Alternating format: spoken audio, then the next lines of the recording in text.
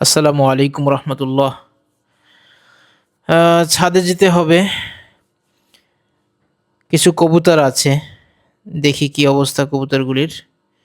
ছাদের গেট লাগিয়ে রাখছি, বাইরের ছেলে পান অনেক সময় আসে, কবুতরকে ডিস্টার্ব করে।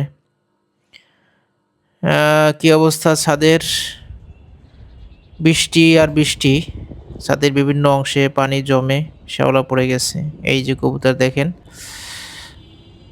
আমাকে দেখেই কবুতর বের হওয়া শুরু করছে। তো কবুতরের যে ঘরের দরজা লাগিয়ে রাখি, জানলাটা খোলা থাকে। আমাকে দেখার সাথে সাথে দেখেন খাবারের জন্য একদম অস্থির হয়ে গেছে। তো দেখি কিছু খাবার দেয়া যায় কিনা। বাচ্চা দেয়, প্রায় বাচ্চা দেয়। এই যে একটা দেখেন, বাচ্চা নিয়ে বসে আছে। বাচ্চা দেয় ঠিক, কিন্তু বাচ্চা খাওয়া হয় না।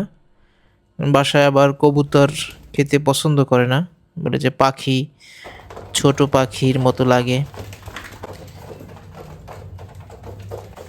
এই জন্য খেতে চায় না।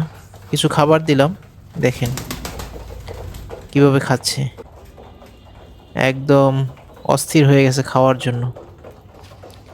তো ঠিক আছে, সবাই সবার জন্য দোয়া করবেন। আজকের এই পর্যন্তই। আসসালামু আলাইকুম রহমতুল্লাহি ওয়া বারাকাতুহু।